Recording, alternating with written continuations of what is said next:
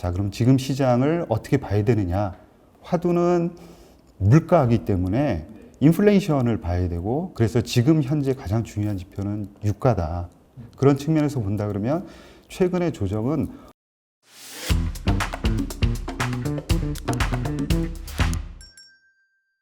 네, 인플의 이혜진 대표님 모셨습니다. 안녕하세요. 네, 안녕하십니까? 간단하게 자기소개를 부탁드립니다. 네, 전 알기 쉬운 바이오 알바킹이라는 이름으로 유튜버 생활을 하고 있고요. 몇 달 전까지만 해도 헤지펀드 매니저를 하다가 지금은 바이오가 너무 재밌고 좋아서 이제 바이오 관련한 것들을 좀 알고 싶어하는 분들에게 좀 쉽게 알려드리겠다 이런 생각을 갖고 채널을 열고 지금 하고 있는 거고요. 처음부터 이제 직장 생활을 주식 운용부터 시작을 했습니다. 네. 네, 삼성생명부터 시작을 해서 소위 이제 주식만 계속 해왔고 기관에도 뭐 공무원연금공단이라든가 이렇게도 이제 경험을 했고요. 운용사도 좀 몇 군데 경험을 했고 그래서 지금까지 주식만 이제 보고 왔었는데 최근 한 3년 정도는 바이오가 이 섹터가 재밌어서 바이오에 좀 심취해 있는 그런 상황입니다.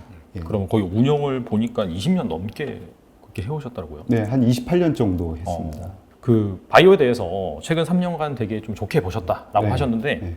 또 최근에 좀 힘을 못 쓰잖아요. 예. 그런 것도 있고 그 다음에 이게 바이오 얘기 나오면 항상 그 미국의 나스닥 바이오와 비교하는 경우가 많습니다. 예. 이를테면 나스닥 바이오 같은 경우에는 실제로 이 바이오로 인해서 실적도 내고 있고 그래서 이제 PER 밸류에이션을 보면 뭐 그렇게 높지 않다. 근데 우리나라 기업 같은 경우에는 뭐 적자인데 막 시가총액이 막 엄청나게 올랐다라고 해서 항상 우리나라 그런 기업의 고평가 논란이 있는데 네. 이 부분에 대해서는 어떻게 생각하세요? 네, 근데 약간 맞는 부분도 있고 오해하고 있는 부분도 있는 것 같아요.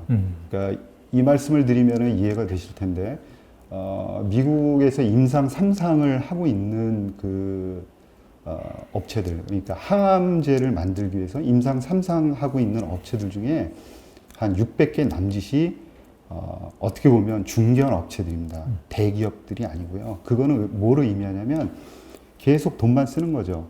그러면서 임상 1상, 2상, 3상 해서 돈을 쓰면서 항암제를 이제 개발을 목전에 두고 있는 거죠.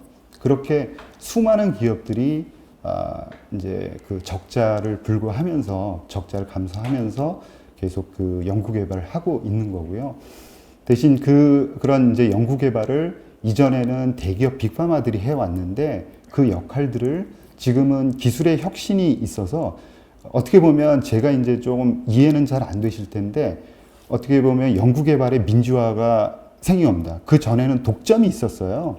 예, 왜 그러냐면 대기업밖에 할 수 없는 환경이 있었는데 지금은 아이디어만 있으면은 NGS라는 Next Generation Sequencing하고 그 다음에 유전자 가위 등을 아주 비싸지 않은 돈에 사용을 할 수 있거든요. 그래서 아이디어만 있으면은 누구든지 가능한 거죠. 그래서 그 아이디어 있는 사람들이 뛰쳐나왔고, 그래서 이제 약을 진짜 우리가 개발할 거야. 이렇게 온 거죠. 그러다 보니까 돈들이 많이 필요했고, 그래서 적자를 계속 이제 만들면서 이제 연구 개발을 해온 겁니다. 그거는 우리나라도 마찬가지고, 아까 말씀드린 대로 임상 3상만 600개니까 뭐 몇천 개 되는 회사들이 임상 1상, 그 다음에 2상 이렇게 이제 진행을 하고 있는 거죠. 이 회사들은 모조리 다 적자입니다. 예. 그래서 우리나라만 그런 게 아니라 전 세계적으로 이거는 뭐 중국이든 일본이든 미국이든 마찬가지인 거죠. 그래서 그 전에는 돈을 상당히 많이 벌고 있는 빅파마들이 항암제를 연구 개발했기 때문에 그게 티가 안 났었는데 그 역할들을 이제는 중소기업들이 나눠서 하고 있다 이렇게 보시면 될 것 같고요. 대신 말씀하신 중에 고밸류에이션 말씀을 하셨는데 이제 상장돼서 우리나라는 올라옵니다. 그러니까 미국 같은 경우에는 상장이 목적이 아니라 아예 그냥 회사를 팔아버리는 거죠. 그러니까 연구 개발을 해서 이 좋은 기술을 우리 회사를 그냥 팔아버리겠다. 이게 목적이 되고요. 우리나라는 상장하는 게 목적이죠. 그래서 350개 정도가 1년에 매년 이제 창업이 됩니다. 그 중에서 IPO에 올라오는 거는 단 10개 남짓인 거죠. 그러니까 그런데 우리나라의 그 이제 비상장 업체들의 밸류에이션이 미국 대비해서 훨씬 더 높다라고 그 업계에 있는 사람들도 인정을 하고 있어요. 그래서 이제 조금 불편한 거는 약간 너무 비싼 가격에 IPO에 대해서 올라오고 그거에 대한 부담감을 시장이 지고 있구나라는 거는 약간 어느 정도 인정할 부분이 있는 것 같습니다. 그러니까 사실 그 우리가 미국의 빅파마들을 보면 네. 거기는 당연히 이제 뭐 PR 밸류에이션이 나오고 돈을 버는 기업들이니까 예, 그렇습니다. 그걸 보면은 우리나라 그런 바이오 기업들이 터무니없는 가격인 것 같은데 네. 사실 그 밑단에 중소형 그런 제약사들을 보면 우리랑 똑같다. 네. 그렇게 이제 이해를 할 수 있고 대신에 이제 비상장 쪽에서는 확실히 좀 바이오 기업들이 좀 높은 밸류에이션을 받고 있다. 예. 그건 이제 팩트다. 예. 그렇게 이해를 하면 되겠네요. 맞습니다.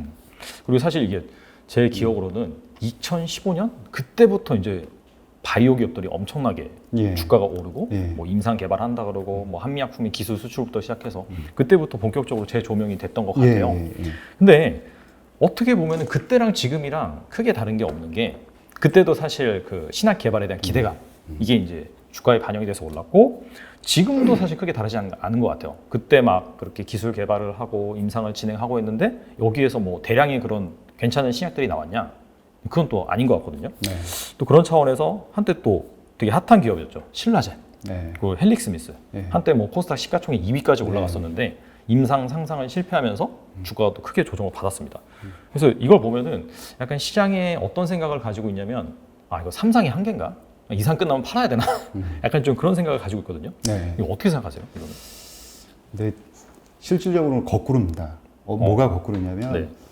임상 이상이 상당히 어려운 고비고요.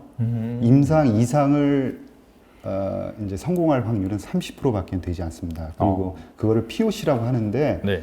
사람한테 정말 이게 약으로서 이제 가치가 있느냐 이거를 증명하는 걸 POC라고 하는데 네. 임상 이상이 그거를 해내는 거죠. 임상 일상은 부작용이 있느냐 하는 거고요. 여기는 대부분 이제 통과를 많이 합니다. 한 60% 가까이 통과를 해요. 네네. 부작용만 없으면 그냥 네네. 통과를 하는 거죠. 그런데 임상 이상에서는 약효가 증명이 돼야 되는 거죠.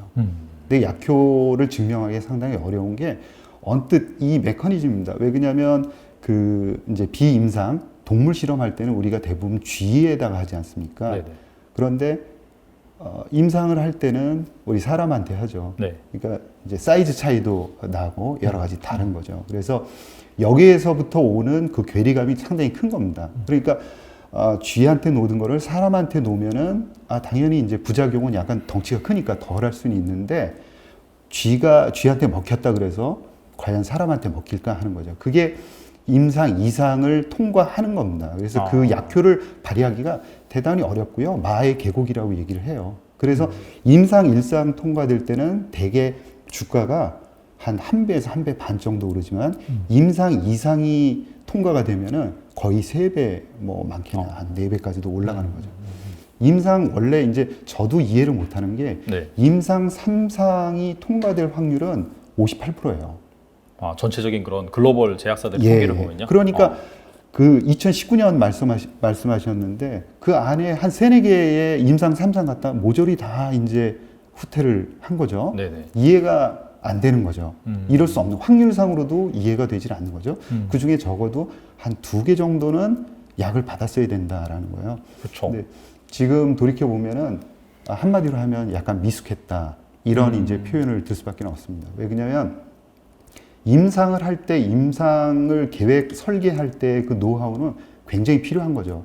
우리나라 업체들이 임상 3상을 제대로 한 적이 별로 없습니다. 약이 지금 나온 게 4개 정도밖에 없으니까 네네. 제대로 된 임상을 한 적이 별로 없는 거고 그거는 몇 개 회사 노하우를 가지고 있는 거죠. 그게 일반 회사들한테 알려지거나 이러지는 못한 겁니다. 그래서 제약이라는 그 회사를 만들 때 CEO도 굉장히 중요하고 기술 관리라든가 그 다음에 CRO하고 커뮤니케이션 하는 이 여러 가지 전문가들이 다 이제 같이 있어야지만 성공 확률이 높아지는데 임상 설계할 때 그 부족한 부분들이 굉장히 많지 않았나 하는 거고요.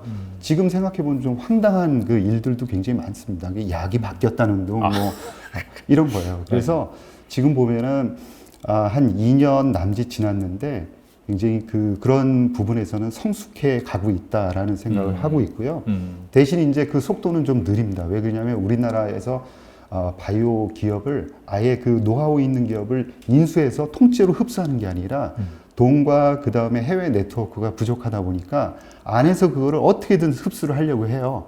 아까 쉽게 얘기를 해서 350개의 기업이 매년 네. 벤처 기업으로 탄생을 하는데 그 업체들이 과연 그 모든 인프라를 갖추면서 임상 3상의 그 이제 임상 설계를 할 수 있는 능력을 갖추면서 올라오고 있느냐 하는 거는 정말 의문인 거죠. 그래서 앞으로 미국 쪽에서 그런 그 노하우를 가지고 있는 그런 회사들을 우리 큰 회사들이 인수 M&A 하면서 그걸 통째로 흡수하는 것들이 중요하지 않을까 이런 생각이고요. 해외에 나가서 그 연구개발 하셨던 그런 박사님들이 최근에 또 많이들 돌아오셔서 창업들을 하시거든요. 그래서 그분들은 네트워크를 가지고 있기 때문에 조금씩 좀 나아지는 것들을 여러 군데서 좀 볼 수가 있습니다. 예. 근데 그 말씀 들어보니까 그렇게 이제 자체적으로 뭐 임상 상상까지 진행하거나 그 경우에는 이제 노하우가 부족해서 네. 약간 좀 결과가 생각보다 안 좋게 나왔는데 네. 근데 중간에 그럼 기술 수출을 그런 글로벌 제약사들한테 네. 하는 기업들 같은 경우에는 상대적으로 좀 괜찮을 수가 있겠네요.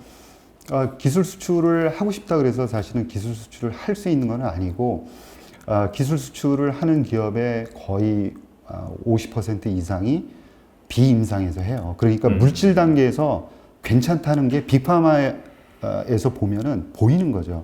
그래서 그리고 임상 일상에서는 기술 수출을 많이 안 해갑니다. 왜 그러냐면 아시는 것처럼 조금 전에 아까 말씀드린 것처럼 임상 일상에서는 저 회사가 두드러지게 좋다라는 거를 드러낼 그 아무것도 없는 거예요. 그냥 부작용만 없으면 임상 일상 통과하기 때문에 차라리 전임상에서 사가든가 아니면은 임상 이상이 끝나고 나서 확인을 하고 저거는 약으로서 확률이 굉장히 높겠다. 우리가 가져가서 약을 만들어야겠다. 그리고 우리가 전 세계적으로 판매를 해야겠다라는 생각이 드는 거죠. 그래서 기술 수출은 확률이 전임상에서 많이 이루어지고 임상 이상이 오히려 끝났을 때 많이 이루어지는 거죠. 거의 세계에서 넘버원이다 이렇게 얘기를 해도 뭐 부족함이 없을 정도로 기술 수출도 한 바가 있고요. 이 회사가요 한번 몇 년 정도 눈여겨볼 필요가 있고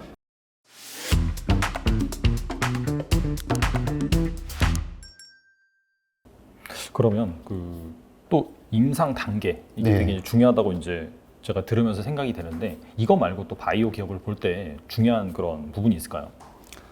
그러니까 바이오 기업을 볼 때는 일반 저도 이제 펀드 매니저였지만 속성이 굉장히 다른 거죠. 그래서 일반 기업들 분석하듯이 이제 해서는 절대 이제 답은 안 나온다 이런 거고요. 제가 이제 말씀드리는 거는 대차대조표 손익계산서는 항상 이제 먼저 봐야 된다. 왜 그러냐면 캐시플로우를 봐야 된다. 최근처럼 이제 금리가 움직일 때에는 적어도 한 2년 정도는 이제 쓸 수 있는 자금을 가지고 있는 회사를 고르는 게 굉장히 필요하고요. 일이 어떻게 진행될지는 모르니까요. 그래서 자금을 보고 나서는 그 다음번에는 이제 전 세계에 있는 모든 이제 바이오 회사들의 홈페이지가 아주 그 포맷이 동일합니다. 그래서 포맷을 보면 전체 다 나와 있어요. 모든 게 다 나와 있습니다. 그러니까 애널리스트가 쓴 것처럼 그 안에 CEO에 대한 얘기, 오히려 그거는 우리나라가 약간 이제 덜 돼 있고요. 우리는 이렇게 연구개발부터 사업개발까지 다 잘할 수 있는 인물들이 모여 있어요라는 얘기를 하고요. 그 다음에 기술과 관련한 얘기들이 쭉 나옵니다. 그러니까 주요 기술, 플랫폼 기술들, 그 다음에 그것과 관련한 논문들이 좀 수록이 되고요. 그 다음에 가장 중요한 파이프라인이 있습니다. 그래서 여러분들이 이제 바이오 기업을 보실 때는 그냥 한 번에 보고 싶다 그러면은 인터넷으로 그 기업을 치고 들어가서 파이프라인 모든 업체가 한 두세 번째에 있습니다. 그럼 그거를 파이프라인을 치면은 파이프라인들이 쭉 나오거든요. 네네. 그 중에서 많이 진행된 파이프라인을 보십시오. 그러면 임상 이상인지 일상인지를 알 수 있어요. 그러면 이 회사는 임상 이상을 하고 있구나라는 거죠. 그리고 이거는 좀 어려운 얘기인데 앞에 있는 기술을 좀 보면 이게 이제 성장하는 기술인지 아니면 약간 올드한 기술인지는 이거는 어느 정도 공부가 돼야지 알 수 있는 부분인 거죠. 네, 그래서 그 두 가지가 어느 정도 되면은 이 회사는 적어도 시가총액이 어느 정도는 받겠구나라는 거를 대략적으로 알 수 있다 이렇게 이제 보고 있습니다. 그래서 파이프라인을 보는 게 가장 중요하다라는 거예요. 그 파이프라인도 사실 그 임상 진행 단계에 따라서 네. 가치가 올라갈 수 있고 네. 그다음에 적응증이라고 하잖아요. 네. 그 치료 신약 후보 물질이 타겟팅으로 하는 맞습니다. 그 네. 질병, 그 질병의 시장 규모도 중요하지 않나요? 예, 맞습니다. 그러니까 시장 규모가 상당히 크면서 그 어느 정도 그 이제 그 앞에 있는 그룹하고 비슷한 속도로다가 그 약을 개발하러 간다 하면은 상당히 높은 밸류에이션을 주는 거고요. 그 다음에 시장이 큰데 물질을 좋으면서 약간 그 임상 단계가 이제 빠르지 못하다. 그래도 그런 것들은 이제 가치를 줄 수 있는 거죠. 왜 그러냐면 베스트 인 클래스가 될 수 있으니까. 베스트 인 클래스라는 거는 그 약물 중에는 가장 그렇죠. 최고가 늦게 갔지만 네. 최고가 되면은 그 시장을 많이 먹을 수 있기 때문에 그런 거죠. 그래서 두 가지입니다. 물질이 얼마나 좋은가 아니면 얼마나 빨리 개발되고 있는가 이 두 가지를 보는 게 굉장히 중요하고요. 그 사이에 이제 시장 규모라는 것도 같이 있는 거죠. 그러면은 대략적으로 시장 규모가 큰 그런 질환이나 그런 게 뭐가 있을까요? 그러면 가장 이제 최근에들 말씀들 많이 하시는 게 혈관계통 이런 것들이 이제 기본적으로 시장이 굉장히 큽니다. 그러니까 이제 내시 같은 지방간 쪽이라든가 그 다음에 혈관계통들 그러니까 이제 그 혈관을 늘려주는 쪽 이런 쪽은 수십 조의 그 시장이라고 하거든요. 그리고 약간씩 나눠져 있는데 약들이 크게 개발되거나 이런 약들이 아니고요. 그 다음에 앞으로 개발될 부분들도 상당히 많아요. 며칠 전에 그 한 15조짜리 굉장히 큰 그 업체가 하나 이제 인수가 됐습니다. 올해에서는 가장 큰 이제 M&A였었는데요. 그게 이제 혈관계통입니다. 그러니까 혈관계통의 시장성은 앞으로 이제 굉장히 좀 커져 나갈 것이다. 이런 거를 알 수가 있는 거죠. 의외로 이제 그쪽에서는 최근에 이제 유전자 치료제, 세포 치료제 이런 쪽이 각광을 받고 있는데요. 그거를 떠나가지고 이쪽은 약간 옛날 기술인데도 그 물질 자체가 굉장히 개발하기 좀 힘든 물질들이 많다고 합니다. 그래서 그 물질을 가지고 있느냐 없느냐도 굉장히 중요한 거거든요. 그래서 그런 측면에서 아까 이제 시장 규모 측면에서는 혈관계통이라든가 아까 내시 이런 쪽이 굉장히 큰 거고요. 뭐 항암 쪽은 워낙 이제 큰데 그쪽은 다 이제 좀 병증들로 나눠지지 않습니까? 네, 그러면서 바이오마커를 이제 대상으로 한 키트루다 같은 경우에는 상당히 이제 10조 가까이 이제 넘어가는 큰 약으로 진행이 되고 있는데요. 어찌됐건 그 큰 시장에서 여러 가지 이제 의미 있는 약들이 나눠 먹는 거고 아까 말씀드린 그런 혈관계통 이런 약들은 개발된다면 굉장히 클 수 있다. 그리고 그 아까도 말씀해 주셨는데 그 새로운 그런 기술을 가지고 치료제를 만드는 것도 중요하다고 말씀하셨잖아요. 네. 근데 이게 바이오 의약품의 종류가 저도 찾아봤는데 상당히 많더라고요. 1세대는 뭐 그냥 뭐 그런 뭐라고 하죠? 미생물 화학약품 네. 쓰다가요. 그러다가 2세대 그 1세대가 해서 뭐 백신 그리고 뭐 2세대는 이제 항체 의약품, 네. 그다음에 3세대부터는 이제 유전자 치료제, 뭐 세포 치료제, 그다음에 그 이중 뭐 항체 뭐 이런 것도 있고 약물 항체 결합 해체 뭐 이런 것도 되게 복잡한 것들이 있는데 그러면 확실히 그런 3세대 그런 바이오 의약품을 만드는 업체들한테 집중하는 것이 좋을까요? 그렇습니다. 왜 그러냐면 과거에 이 기술의 발달이라고 하는 것은 이제 항체 치료제는 굉장히 표적 치료제라고 해서 굉장히 많이 나왔죠. 그거를 생산하고 있는 우리 셀트리온이라든가 뭐 삼성바이오 이런 쪽이 이제 항체 치료제를 만들어주면서 같이 이제 크게 성장해 온 거죠. 근데 그 항체 치료제로 할 수 있는 부분들은 얼추 이제 많이들 개발이 됐는데 기술의 이전이 진행이 되고 있어요. 아까 말씀하신 것처럼 우리가 그렇게 가고 싶다 하는 게 아니라 세포 치료제가 지금 임상의 많은 부분을 점하고 있습니다. 그러니까 이제 임상 IND를 승인을 내준 거죠. FDA에서. 그래서 세포 치료제가 이제는 임상 쪽에서는 주류를 점해가고 있어요. 특히 이제 카티라든가 그다음에 이제 T 세포, 그다음에 NK 세포 같은 세포 치료제입니다. 세포를 배양해서 뭐 넣어주는 거죠. 그러면 그 면역 세포가 가서 암 세포도 죽이고 그다음에 우리 뭐 외부에서 들어오는 바이러스 같은 것도 죽이도록 이렇게 하는 거죠. 그래서 그리고 전임상에서는 유전자 치료제가 상당 부분 점하고 있습니다. 그러니까 이거는 제가 그냥 드리는 말씀이 아니라 향후에는 이제 세포 치료제 약이 많이 나오겠구나라는 거를 알 수밖에 없습니다. 왜냐하면 네. 임상을 그거를 하고 있으니까요. 네네네. 그리고 한 10년 후에는 유전자 치료제가 대단히 많이 나올 수밖에 없습니다. 전임상에서는 그 이제 유전자 치료제가 많이 개발되고 있는 거죠. 그래서 이것들은 뭐냐면 항체 치료제에서는 접근하지 못했던 방식으로 접근을 하는 거죠. 그래서 기존에 접근해 왔던 그런 방식으로는 많은 약들이 만들어졌기 때문에 새로운 방식으로 가는 겁니다. 사실 이제 아까 항체, 이중항체 이런 어려운 말씀을 해주셨는데 네. 사실은 되게 단순한 게 한 개를 잡느냐 아니면 두 개 꼭다리를 만들어 가지고 한꺼번에 기왕에 들어가는 거 두 놈을 잡아라. 이게 이제 이중항체라는 거죠. 단순하네요. 되게 단순한 거고요. 네. 그 다음번에 이게 이제 모자르다 보니까 이제는 항체로 다 하는 거는 자꾸 내성이 생기다 보니까 이쪽으로 가는 길은 어느 정도 앞이 보인다라고 생각하니까 이제는 세포를 직접 넣어주는 겁니다. 그러니까 T세포 같은 경우에는 생존 기간이 굉장히 길면서 어떤 특정 타겟팅 하는 그런 능력이 있고요. NK세포 같은 경우는 브로드하게 이제 타겟팅 하는 게 있습니다. 그러니까, 이제 그 세포 치료제가 오고 그 다음 세대로는 그 다음에 유전자 치료제. 이렇게 이제, 여러 가지 방법으로 질병들을 컨트롤해 가는다. 이렇게 이제 이해를 하시면 될 것 같습니다. 알겠습니다.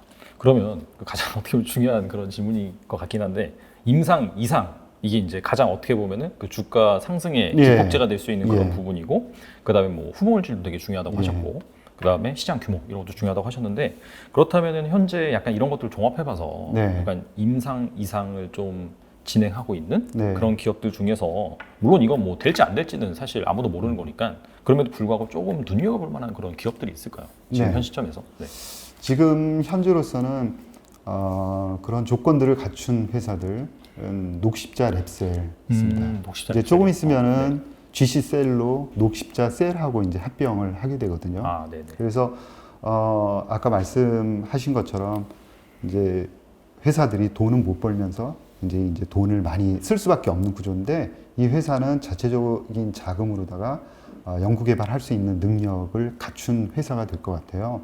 그 다음에 아까 말씀드린 대로 세포 치료제에 집중하고 있거든요. 네네. 그래서 녹십자 셀은 T세포, 녹십자 랩셀은 NK세포의 능력을 가지고 있고 그 다음에 녹십자 셀은 실질적으로 그 약을 만들어서 지금 팔고 있는 그런 회사예요. 그래서 이제 세포 치료제는 항상 생산 기술이 중요합니다. 왜냐하면 세포 치료제이기 때문에 얘도 살아있는 목숨이기 때문에 그냥 만드는 게 아니라 항체 치료제는 좀 만드는 방식이 좀 다른데 쥐세포에 난자세포에다 쭉 뿌려가지고 만드는 거 그러면 이거는 우리 몸속에 있는 걸 채취해서 키워야 되는 거거든요. 예를 들어서 두 개를 뽑아냈다, NK세포를 두 개를 뽑아냈다. 이거를 수없이 많이 이제 배양을 해야 돼요. 그럼 배양 기술을 가지고 있는 회사입니다. 그래서 최근에 그 NK세포에서는 임상 이상을 하고 있고 아마 올해 말에 12월 달에 있는 미국 혈액학회가 있어요. 거기에서 임상을 결과를 발표할 거예요. 림프종과 관련해서 임상 실험을 하고 있거든요. 그래서 거기에서 이제 발표를 할 거고, 그 다음에 고형암 관련해서도 지금 임상 이상을 요거보다는 조금 더 빠르게 그건 한국에서 조금 전에 그 이제 림프암 쪽은 미국에서 아티바라는 자회사를 통해서 연구 개발한 거를 요번에 미국에서 이제 발표를 하는 거거든요. 그래서 제가 생각하기에는 이제 임상 나가는 게 전 세계에서 거의 수익권에 있는 수준이에요. 그래서 우리나라 회사들이라고 그래서 뭐 실력이 부족하거나 이렇지는 않고요. 전 세계적으로 이제 인정을 받고 있는 회사입니다. 그리고 2조 넘게 이제 기술 수출도 한 바가 있고요. 이 회사가요. 녹십자 랩셀이. 그래서 전 세계적으로 인정을 받고 있는 그런 회사다. 그래서 여러 가지 측면에서 한번 눈여겨 봐야 될 기업이다 이렇게 생각하고요.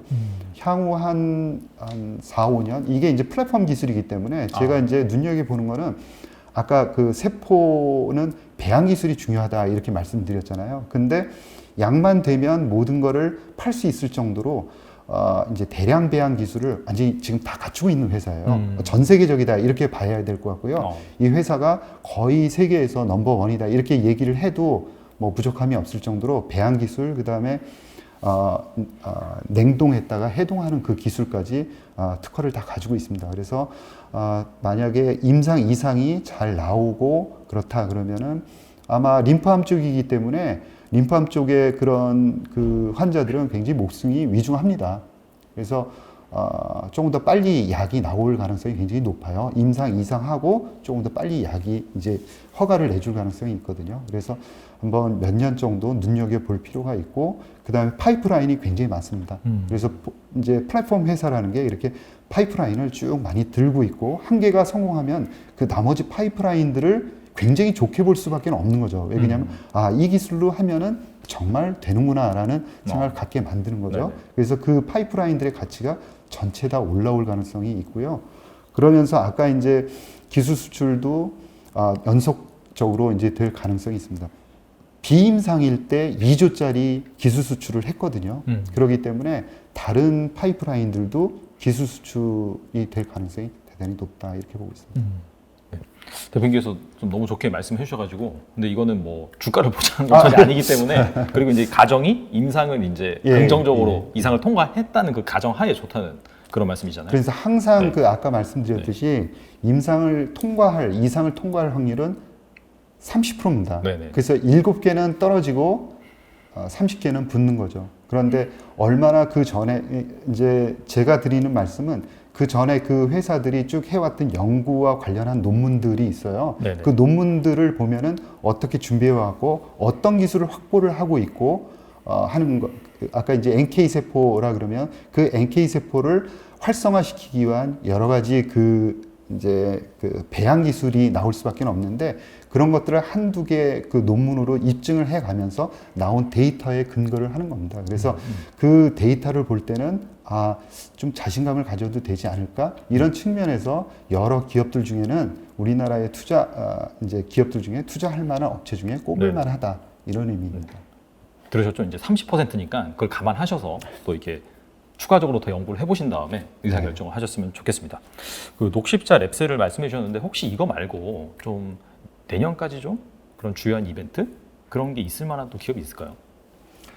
근데 사실 그 이벤트보다는 이 기업이 가지고 있는 그 플랫폼 기술을 좀 많이 눈여겨봐야 될 것 같아요. 그런 업체들 중심으로 해서 제가 보는 거는 아까 이제 세포 치료제하고 유전자 치료제 이렇게 본다고 말씀드렸는데, 세포 치료제는 그렇게 이제 그 녹십자 랩셀을 좀 보고 있고, 그 다음에 유전자 치료제 쪽에서는 siRNA 하고 있는 올릭스라는 기업이 있는데, 이 회사도 이제 플랫폼 기술을 갖추고 있고요. 전 세계에서 몇 개 안 되는 siRNA 관련한 업체입니다. 지금은 우리나라 업체들이 메신저 RNA 쪽으로 다 쏠려갔어요. 그쵸. 모든 회사들이 지금 다 메신저 RNA를 외치고 있죠. 그런데 한쪽에서는 메신저 RNA는 필요한 단백질을 만들어주기 위해서 우리 항체도 단백질이지 않습니까? 스파이크 코로나 바이러스의 스파이크 단백질을 만들어주는 거죠. 그거를 만드는 메신저 RNA를 넣어줘서 그 메신저 RNA가 그 단백질을 만들도록 하는 게 지금 그 모더나가 만드는 거거든요. 근데 필요한 단백질을 이렇게 만들도록 해주는 게 있는가 하면, 쓸데없이 많이 만들어지는 단백질을 없애버리는 그런 기술도 있습니다. 이게 이제 siRNA라는 인터피어링 하는 그 기술인데, 한쪽에서는 siRNA인 거죠. 그래서 siRNA 관련한 플랫폼 기술을 가지고 있기 때문에 이 회사도 눈여겨봐야 되는 기업 중에 하나다라는 거고요. 내년에 이상을 지금 진행하고 있는데 발표를 할 것 같습니다. 그래서 그것도 좀 눈여겨봐야 될 것 같고요. 이런 업체들은 아까 이제 그 녹십자 랩셀도 그렇고 올릭스도 그렇고 플랫폼이 10개 이상으로 굉장히 많이 가지고 있습니다. 그거는 플랫폼 기술을 가지고 있기 때문에 아주 단시간 내에 그런 좋은 약 물질들을 만들어낼 수 있는 능력이 있다는 거죠. 그래서 이런 기업들은 기술 수출과도 좀 연계해서 눈여겨봐야 될 거 아닌가 이렇게 생각합니다. 메신저 RNA를 연구 개발해서 치료제를 만들겠다 이렇게 얘기를 했거든요. 삼성은 꾸준하게 원재료를 만드는 회사로 가겠다.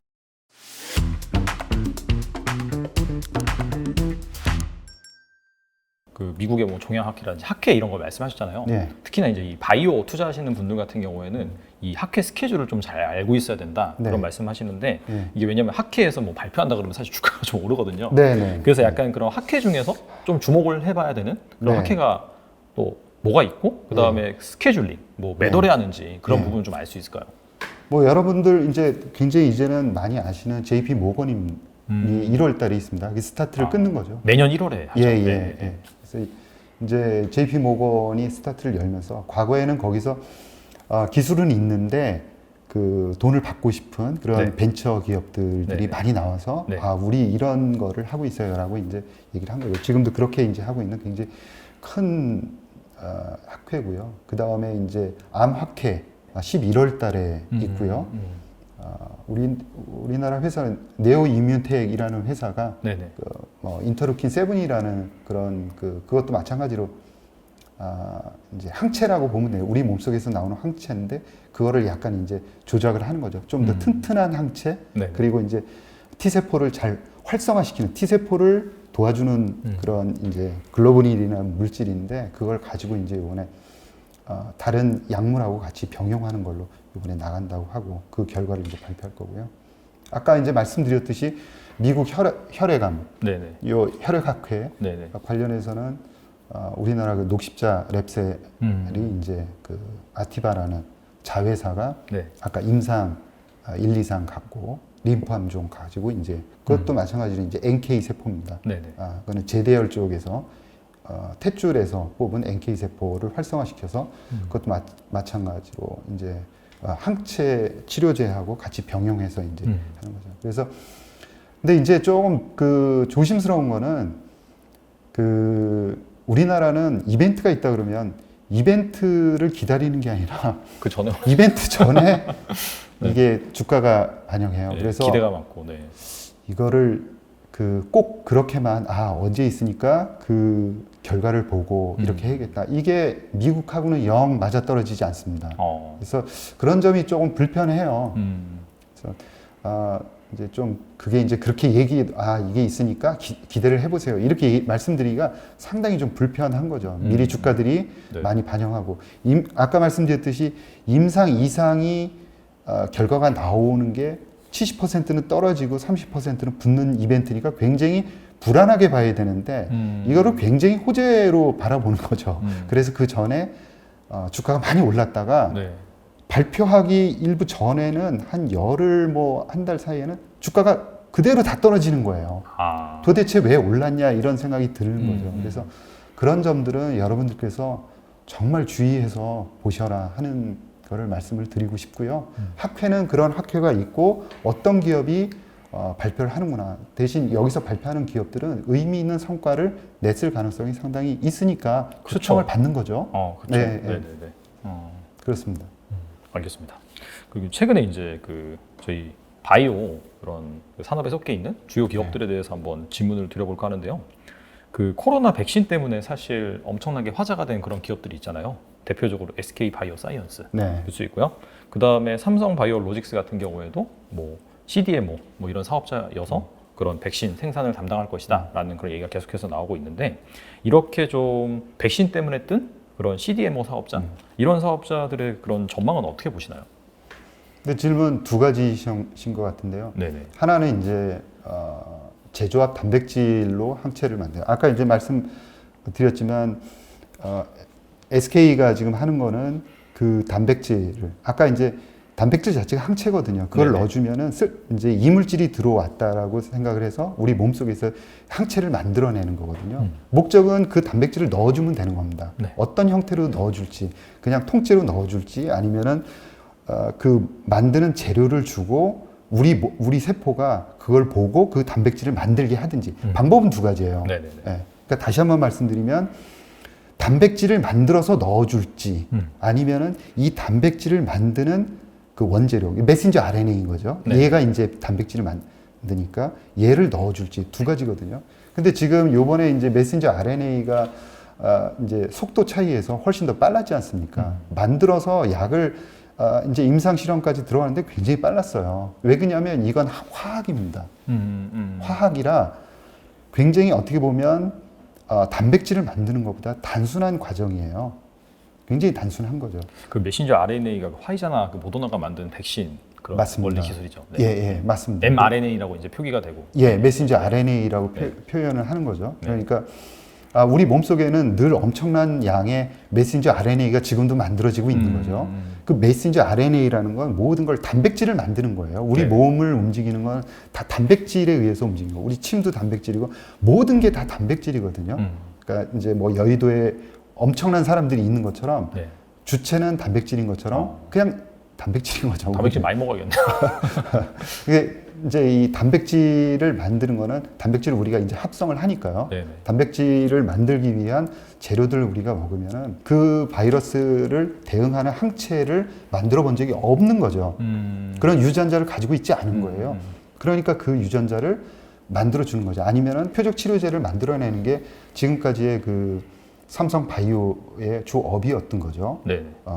그러니까 그 세포들의 그 유전자를 넣어서 그 유전자가 우리가 원하는 단백질을 만들어내고 이 단백질이 치료제가 되는 거죠. 그래서 나중에 단백질만 정제하는 그런 일을 여태까지 해왔는데 아까 말씀드렸듯이 이제는 세포 치료제로 많이 넘어가지 않습니까? 네. 그리고 그 전 단계에서는 유전자 치료제. 유전자 치료제라고 하면은 이제 DNA하고 RNA를 의미하는 거거든요. 그러니까 이게 그 앞을 보니 삼성도 메신저 RNA, siRNA하고 그 전에 그 이제 유전자 쪽, DNA 쪽으로 가야 되는구나. 이걸 이제 누구든지 알 수 있는 거거든요. 그래서 가겠다라고 이제 공표를 한 거죠.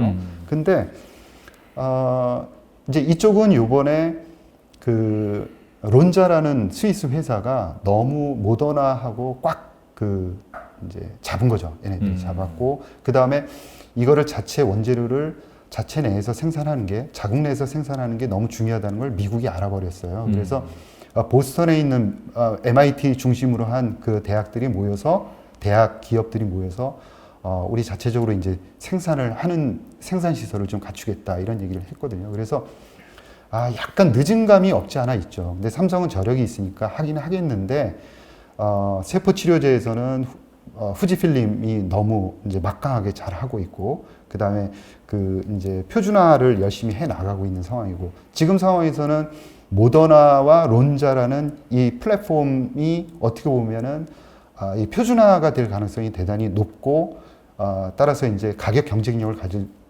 가능성이 대단히 높거든요. 그래서 이제 너무 약간 늦게 이제 출발하는 감이 없지 않아 있는데 수익성에는 좀 안 좋을 당분간 안 좋을 가능성이 있다. 그렇지만 아주 장기로 보자 그러면 삼성은 여태까지 저력을 보였으니까 좀 잘 해낼 수 있다 이런 희망을 갖는데 단기적으로 보면 비용 측면에서는 쓸 수밖에 없고 수익성은 좀 떨어질 수밖에는 없지 않느냐라는 거고요.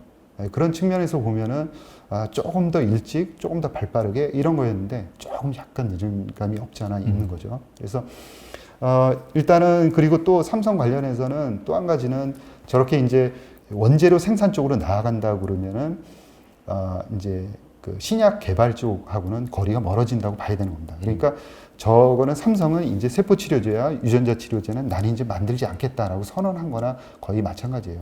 셀트리온 같은 경우에는 메신저 RNA를 연구 개발해서 치료제를 만들겠다 이렇게 얘기를 했거든요.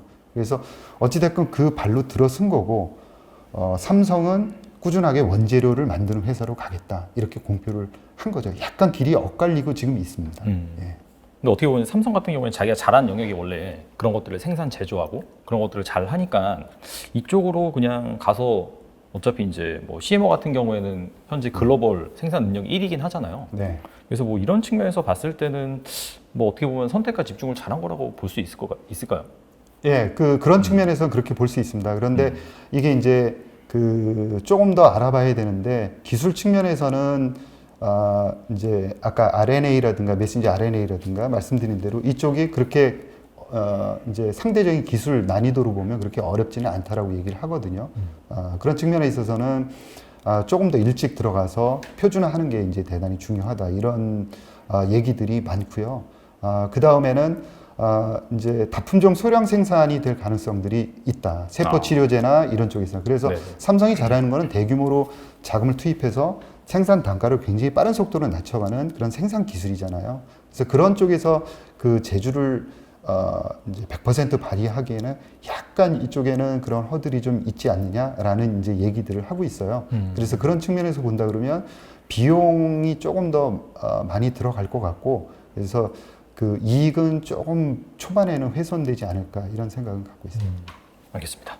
그리고 앞서서 이제 삼성바이오로직스를 말씀해주면서 셀트리온 얘기가 잠깐 나왔어요. 예. 거기 같은 경우에는 이제 뭐 mRNA 그 치료제를 직접 개발하겠다라고 하는 부분에 있어서 삼성은 이제 생산 쪽 전문적으로 가고, 그 다음에 셀트리온 같은 경우에는 그래도 이제 치료제 개발 이쪽으로도 지금 가고 있는 상황인데, 최근에 이제 보시면은 그 상당히 좀 주가가 안 좋긴 하거든요. 그래서 뭐 이렇게 신약 기술 개발이라든지 그런 것들 집중하고 있는데, 그럼에도 불구하고 지금 주가가 안 좋은데, 그 어떻게 보면 셀트리온 같은 경우에는 크게 본다면 바이오 시밀러 네. 그 시장에 속해 있는 그런 기업이기도 하고, 그래서 이 바이오 시밀러 시장을 어떻게 보시는지, 그리고 네. 뭐 여기에서 뭐 셀트리온의 입신 또 어떻게 보시는지 궁금합니다. 셀트리온은 바이오 시밀러 쪽에서는 경쟁력을 충분히 갖추고 있는 회사고 앞으로도 굉장히 잘 할 것 같습니다. 그리고 지금도 충분히 잘 하고 있고요. 네네. 근데 대신 경쟁 상황은 조금 더 하드해질 가능성이 좀 있다. 경쟁은 네. 그런 생각을 해보고 있고요. 최근에 주가 이제 빠진 거는 약간 이제 좀 불운이 좀 겹친 것들이 있죠. 네, 레키로나 쪽이 이제 그 먹는 치료제 나온다는 얘기하고 이제 그쵸. 좀 겹친 게 있고요. 근데 그거는 이제 나중에는 어떻게 될지 모르겠는데 당분간은 좀 겹쳐서 가지 않을까 이런 생각이 들어요. 왜 그러냐면 생산량이 그렇게 많지 못할, 먹는 약이 생산량이 그렇게 많지 못하기 때문에 일단 당장이 급하지 않습니까? 그렇기 때문에 유럽 쪽에서도 어느 정도 잘 팔려 나갈 걸로 이제 생각을 하고 있고요. 병용하지 않을까 이런 생각입니다. 그리고 이제 그 정맥 주사로 90분 맞던 거를 60분으로 줄이는 그런 제재도 나오기 때문에 어느 정도 중증 환자들 입원해 있다 그러면은 충분히 이제 그 이제 먹는 약이 부족하다 그러면 서로 대응을 해 나갈 수 있는 그런 좋은 대안이 될 수 있다라는 거고요. 유럽 쪽에서는 그럴 것 같습니다. 그리고 우리나라도 뭐 이제 그 사용을 할 것 같은데 대신 장기적으로 봤을 때는 좀 퀘스천이 있는 거죠. 어떻게 이제 발전할 수 있게 먹는 약이 우위니까요. 그래서 그런 측면에서는 조금 더 경쟁력을 좀 쌓아갈 필요가 있는데 이후에 레키로나 같은 게 약이 나올 수 있느냐 하는 측면을 좀 봐야 될 것 같아요. 근데 그런 측면에서는 약간 이제 아직 개발되고 있는 약은 없는 걸로 제가 알고 있거든요. 그래서 그런 측면에서 메신저 RNA 쪽으로다가 진출하겠다 이런 생각인 거예요. 그래서 만약에 바이오 시밀러 쪽만 하고 있다 그러면 굉장히 꾸준하고 잘하는 회사고 대신 이제 이익 늘어나는 것만큼 꾸준하게 올라갈 수 있는 저력을 가지고 있는 회사다라고 생각을 해요. 근데 지금 셀트리온의 팬들이 이제 많고 저도 이제 인천 사람이거든요. 네. 그래서 셀트리온이 굉장히 잘 됐으면 하는 이제 생각이 있습니다. 네네. 근데 대부분 그렇게들 얘기를 해요. 셀트리온이 주가가 옛날에 그 보여줬던 그런 그 야성을 다시 한번 좀 보여줬으면 좋겠다. 이런 기대감들을 엄청나게 가지고 있고 애착을 가지고 계신 것 같아요. 근데 그렇게 하려면 본업에서 경쟁력을 계속적으로 유지를 지금처럼 이제 해 나가면서 아까 그 이제 메신저 RNA를 본격적으로 해보겠다 이렇게 천명을 하지 않았습니까? 그러니까 사실 메신저 RNA를 하겠다 그러면 이쪽으로 엄청난 돈이 많이 들어갈 거예요. 지금 모더나가 대박이라 이렇게 이제 모든 사람들이 각광을 하고 엄청난 돈이 들어가고 하지만 사실 코로나 바이러스 관련한 백신 빼면은 모더나는 임상 이상에 허덕이고 있는 회사입니다. 제가 2년 전에 모더나를 이제 뭐 이 증권사에 추천하고 이랬을 때 그때도 임상 이상이었고요. 지금도 거대 바이러스를 치료하는 그 백신을 갖고 임상 이상입니다. 그러니까 지금 그 다소간에 코로나 백신이 굉장히 빨리 치료제를 내주고 환자가 있기 때문에 하겠다라는 성급한 마음으로 이제 메신저 RNA를 접근하는 회사가 있다 그러면 굉장히 어려움을 당할 수가 있어요. 돈은 돈대로 많이 들어가면서 쉽게 승부가 나지 않습니다. 원래 이제 백신이 굉장히 오래 가지 않습니까? 일반 약보다 오래 가는 거거든요. 그래서 장기로 메신저 RNA를 갖고 항암 백신이라든가 제대로 된 그 바이러스를 퇴치하는 그 백신을 만들겠다라는 그런 생각을 갖고 제대로 된 파이프라인을 아까 말씀드렸듯이 사오거나 과감하게 사올 수도 있다라고 생각을 하거든요. 그래서 그 파이프라인을 제대로 갖춰 간다 그러면 어느 정도는 다시 한번 야성이 나오지 않을까라는 생각이고요. 그런 측면에서 시장이 나쁘게 볼까? 비용은 들어가지만 우리나라에서 제대로 하고 있는 대형 회사는 없기 때문에 그리고 삼성은 아까 말씀드렸듯이 신약에는 포기를 한 거나 마찬가지입니다. 네네네. 그래서 그런 측면에서는 어차피 이쪽으로 가겠다라고 천명을 한 다음에는 상당히 치밀하게 계획을 세워서 파이프라인들을 갖춰갈 필요가 있다는 거죠. 그래서 그런 모습을 우리도 그냥 메신저 RNA 쪽을 할 거야라기보다는 조금 더 이쪽의 색깔을 우리는 어느 방향으로 신약을 만드는 회사가 될 거다라는 거를 굉장히 명확하게 해줄 필요가 있을 것 같아요. 그러면 시장이 그 부분에 대해서는 충분히 호응을 합니다. 아까 말씀드렸듯이 제약회사는 파이프라인으로 평가를 해요. 그래서 돈을 계속 까먹는데 괜찮겠습니까? 라는 이거는 밸류에이션 안 될 거야 라고 생각하지만 절대 그렇지 않고요. 그 부분에 대해서 높이 능력을 산다 그러면은 시장에서 가치 평가를 해줄 수 있는 거죠. 네. 미국으로 치자 그러면은 이제 크리스퍼라든가 인텔리아라든가 에디타스 이런 회사들이 대표적인 회사들이거든요.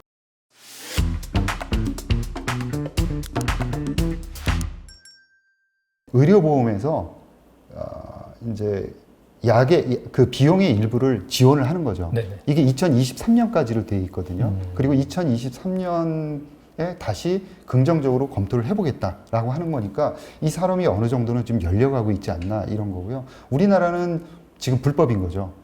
지금 불법인 거고 며칠 전에 보니까 연세 의료원에서 화상으로 그 내진을 하셨다고 하더라고요. 화상으로요? 화상으로. 그 병원에 이제 아침마다 이렇게 쭉 도시면서 그러니까 입원에 계신 환자분들을 네네. 진료를 하셔야 되는데 그걸 원격으로 어떠십니까? 이렇게 매번 그냥 하듯이 했다고 하더라고요.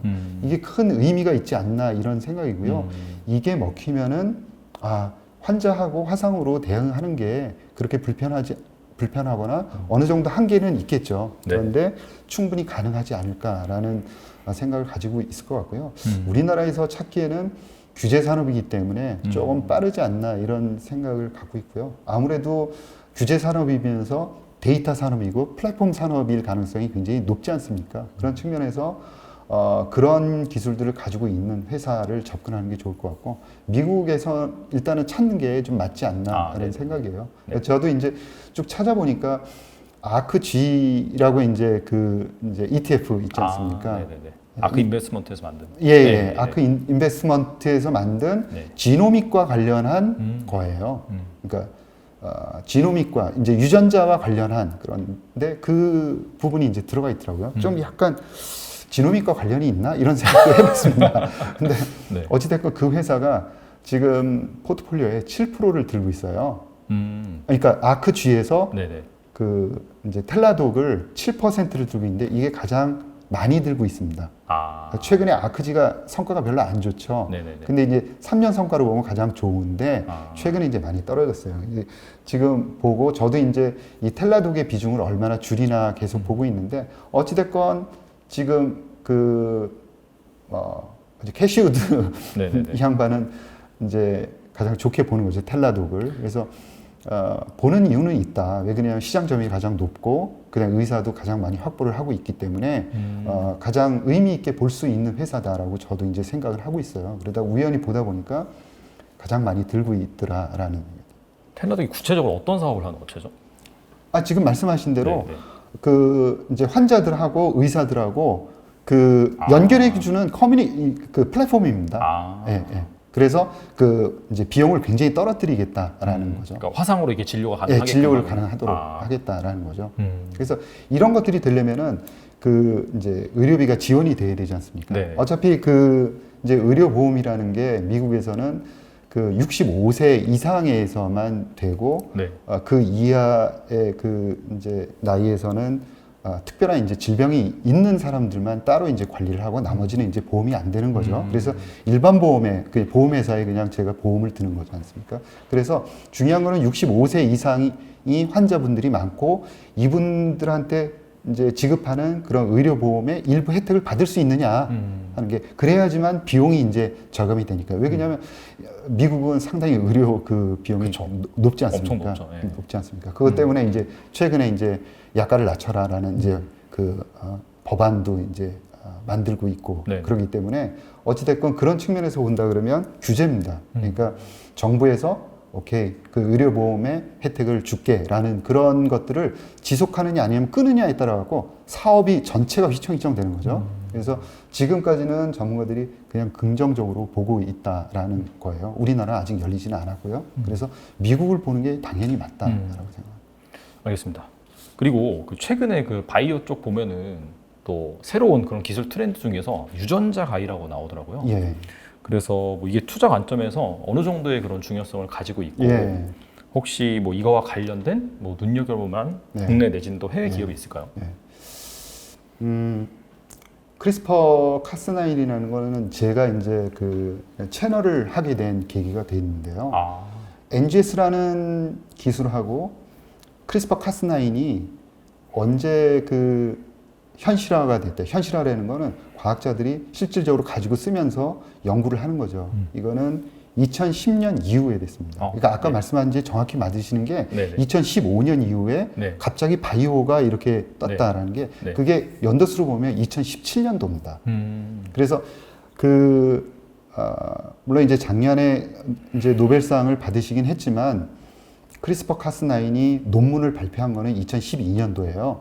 그러니까 어떤 이제 논리적인 근거라든가 그런 백그라운드를 제공한 거는 2012년도부터 크리스퍼 카스9은 유전자 가위가 그 전에 1세대, 2세대 있었지만 굉장히 비싸고 타겟팅하기는 굉장히 어렵고 고가였기 때문에 그야말로 민주화가 안 된 거죠. 누구든 쓸 수가 없었던 거예요. 네네.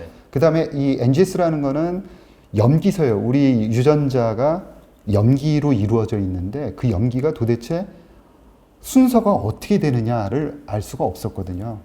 근데 그거를 그 전에 알려면은 거의 10몇 년이 걸렸던 거죠. 근데 2010년 이후에는 그게 3일이 걸렸던 거예요. 그러니까 연구가 네. 진짜 연구라는 게 2012년부터 유전자라는 게 연구가 됐다고 봐야 되는 겁니다. 제대로 연구가 된 시점. 제대로 연구가 된 거예요. 그래서 저는 이런 얘기를 제가 들어본 적이 없는 거예요. 근데 제가 공부하다 보니까 그게 그렇게 됐고 과학자들이 논문이라든가 다른 쪽에 보다 보면 굉장히 고마워하고 감사한다 이런 얘기들이 계속 나오는데 이거를 통합해가지고 이러기 때문에 이제 그 유전자 치료제, 세포 치료제라는 게 이 뚜껑이 열려버린 겁니다. 이 두 개로 우리 세포 안에 모든 거를 다 컨트롤할 수 있어요. 모두 다는 아닌데 제가 과언인데 그 갈 수 있는 길을 미리 알아버린 겁니다. 그러니까 예를 들어서 아까 삼성전자 얘기를 했지만 삼성전자가 방향이라든가 방법을 안다 그러면 그쪽 방향으로 굉장히 빠른 속도로다가 기술 개발을 해 들어가는 힘이 막강하지 않습니까? 삼성 바이오 삼성 반도체가 됐건 삼성 바이오가 됐건 네. 삼성이 그 힘이 있는데 네네. 지금 그게 열려버린 그 느낌을 받는 거죠. 그래서 이거의 그 최대 공헌자는 NGS, Next Generation Sequencing과 크리스퍼 카스9 이 두 가지다라고 과학자들이 얘기를 하는 거고요.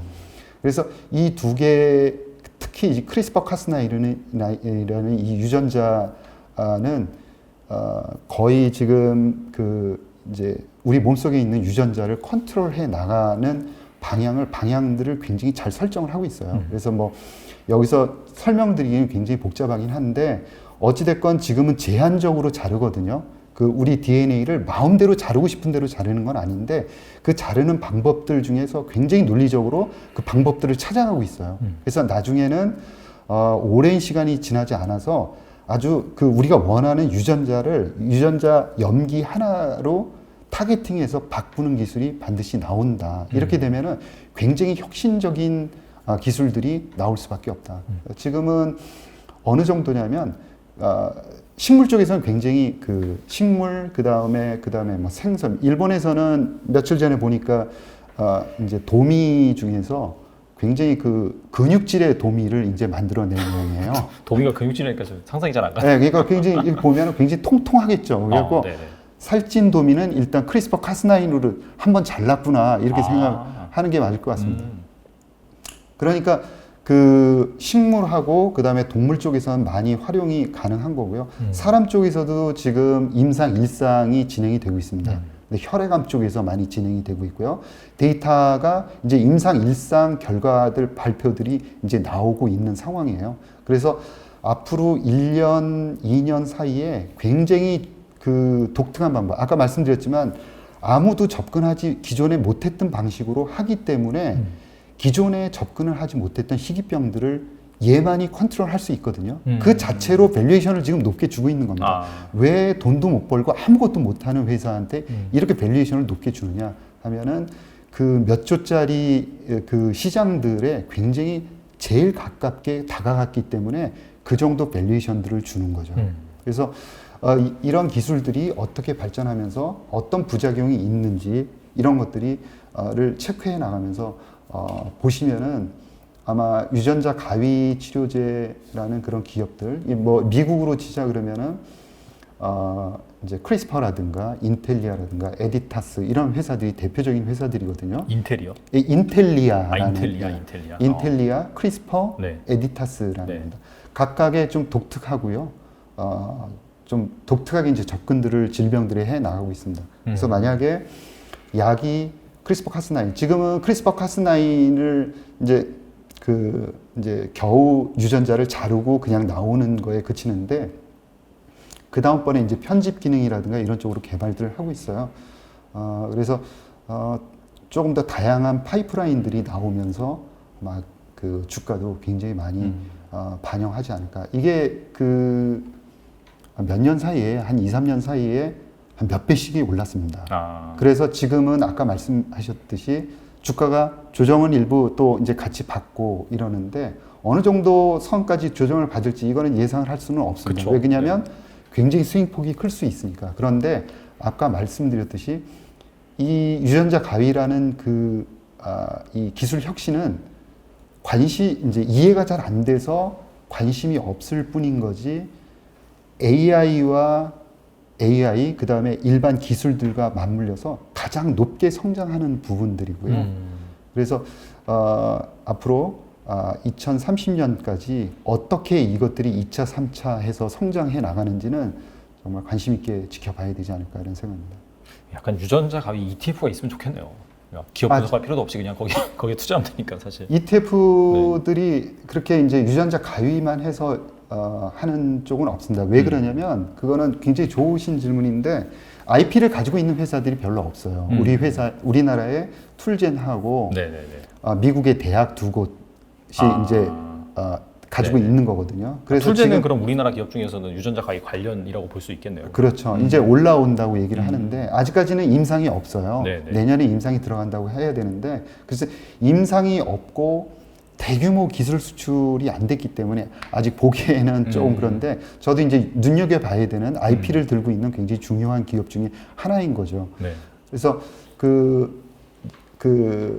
미국에 이제 여러 가지 이제 ETF들이 많은데 이제 그 유전자 치료제, 항암 치료제 관련한 그런 ETF들이 독특한 것들이 굉장히 많아요. 근데 IP를 들고 있는 회사가 제한적이기 때문에 그 담을 게 별로 없는 거죠, 사실은. 그래서 그 아류들을 많이 담은 그런 그 ETF들은 있습니다. 뭐 이제 좀 독특하게 아까 말씀드린 아크G라는 건데 여기 아크G는 거의 ETF 수준이 아니라 펀드 매니저 그 성장형 펀드 매니저 운영하듯이 해요. 그래서 사실 뭐 말이 ETF지 그냥 자신이 운영하는 그런 펀드 이렇게 다 인식을 하더라고요. 그래서 이제 ETF라 그러면은 뭔가 조금 잠을 잘 수 있으면서 건강을 생각하는 분들의 이제 투자처다 이렇게 생각을 하는데 약간 그런 점에서는 좀 부족한 것 같고요. 그 다음에 퀀트 방식으로 하는 게 있습니다. 제가 이제 퀀트 방식이 뭐 수익률을 보장한다 이렇게 생각을 안 합니다. 왜냐하면 퀀트도 이제 뭐 어떻게 사용하느냐에 따라 가지고 많이 달라지기 때문에 퀀트 방식으로 이제 하는 거는 왜 이제 좋으냐면 방식이 일정한 그 철학과 룰을 가지고 있기 때문에 과거의 수익률이 조금 더 미래에도 유지될 가능성이 그나마 있는 거죠. 왜냐면 그런 그 패턴과 그거는 이제 안정성도 있고 수익성 이런 것도 있고요. PBE라는 종목들이 있습니다. 이런 것들은 약간씩의 조금 엣지를 주면서도 과거에도 보면 크게 이제 흔들리지 않고 안정적 퀀트 방식입니다. 요 퀀트 방식으로 밀고 나가고 앞에 드린 종목들은 대형주 위주예요. 네네. 대형주 위주. 네. 대신 이제 종목들을 굉장히 축약해서 간다. 그렇기 때문에 약간 변동성은 같이 있는데 아주 높지는 않고요. 그래서 성향에 따라 갖고 나는 대형주이면서 컴팩트하게 줄여서 한 10몇 개만 가져가고 싶어. 그러면 앞에 말씀드린 거. 그 다음에 나는 조금 다양화했으면 좋겠는데 중소기업들도 같이 넣었는데 뭔가 퀀트 방식으로 안정적으로 가져갔으면 좋겠어 라고 하시는 분들은 후자의 2개 이렇게가 이제 맞지 않을까라는 생각을 해봅니다. 그럼 그 방금 말씀하신 그 두 집단이 결과적으로는 그런 유전자 과외와 관련된 여기에 이제 좀 어느 정도 투자하는 그런 거라고 보면 되는 건가요? 왜냐하면 유전자 가위를 쓰는 곳은 되게 많아요. 아까 이제 세포 치료제라 그래도 네네. 유전자 가위를 써서 하는 쪽도 이제 굉장히 많거든요. 그래서 꼭 유전자 가위는 아니더라도 유전자 치료제, 세포 치료제에 관련돼 있을 가능성들이 많고요. 그 업체들이 대다수를 점하지는 않습니다. 아까 말씀드렸듯이 그 유전자 치료제, 세포 치료제는 많은 기업들이 그 유전자 치료제는 전임상 단계입니다. 네. 그래서 세포 치료제 하는 업체들도 꽤 많이 들어가 있고요. 일부는 그 유전자와 관련된 유전자를 아예 삽입해서 넣거나 이런 쪽에 유전자를 다루는 업체들도 많이 들어가 있고 아까 같이 메신저 RNA라든가 siRNA를 다루는 업체들도 그 안에는 많이 들어가 있습니다. 사실 유전자 가위라는 게 어차피 이제 유전자 치료제나 세포 치료제를 만드는 데 있어서 정말 큰 도움이 되는 그런 기술이잖아요. 네, 맞습니다. 그러니까 어차피 그 기업들이 나중에 그런 것들을 활용을 해서 치료제를 만든다라고 보면 되겠네요. 네, 그 이제 말씀하시는 건 이런 의미이신 것 같습니다. 왜 그러냐면 요새는 단독으로 하는 게 없습니다.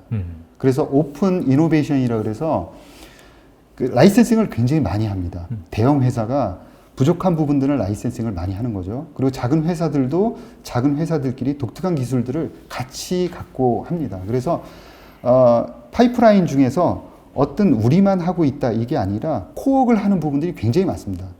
그러니까 아까 말씀드린 뭐 녹시자 랩셀도 코웍을 같이 하고 있는 거죠. 그래서 그 아까 그 ETF 안에 그 기업들 중에 그 기업들 안에서도 파이프 안에서도 많은 기업들과 코웍하는 부분들이 섞여 있는 거죠. 그 안에 보면은 유전자 치료제, 세포 치료제하고 같이 엉켜 있는 부분들이 파이프라인별로 섞여 있다. 이렇게 보시면 될 것 같습니다. 사실 AI다 그러면은 AI를 모르시는 분들은 없습니다. 그리고 개념적으로도 어느 정도는 AI가 뭐를 하는 거다라는 건 인지를 하고 계시는데 이 바이오 쪽은 이제 잘 모르시는 분들이 굉장히 많아요. 관심들은 엄청 많으신데 이해하기가 좀 어렵다 이런 분들이거든요. AI가 가장 많이 쓰이는 곳이 어디라고 생각하십니까? 산업 분야에서 바이오입니다.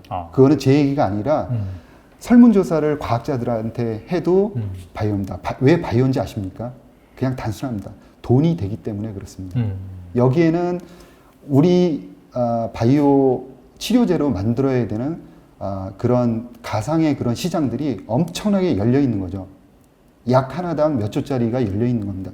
대신 이해하기가 상당히 좀 어려워서 그런데요. 그래서 조금 더 이 바이오 업에 대해서 쉽게 설명을 드리겠다라는 생각을 갖고 제가 이제 채널을 열었습니다. 그래서 바이오에 대해서 조금 더 알기 쉽게 설명해 주는 곳을 찾고자 하신다 그러면 저희 알기 쉬운 바이오 채널을 찾아주시면 고맙겠습니다. 네. 채널명이 그래서 알바킹 이혜진 맞으시죠? 바이오 알바킹 이렇게 치시면 나옵니다. 바이오 알바킹. 알바킹이라고 해서 무슨 알바 관련돼서 무슨 그런 채널인가 했는데 부담 없이 재미있게 가볍게 지었습니다. 아무튼간에 또 그렇게 어렵긴 하지만 명이 괜찮은 것 같아요.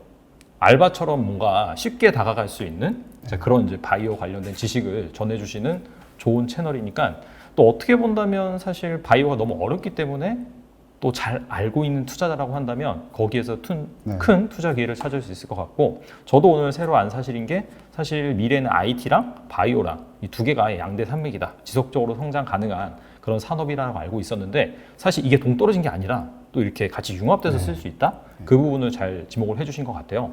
그래서 사실 현재 시장이 좀 어렵긴 하지만 이럴 때일수록 또 미래 성장 가능성이 큰 그런 기업들, 산업에 대해서 공부를 하신다면은 분명히 장기적으로 또 좋은 수익을 얻으실 수 있을 거라고 생각이 됩니다.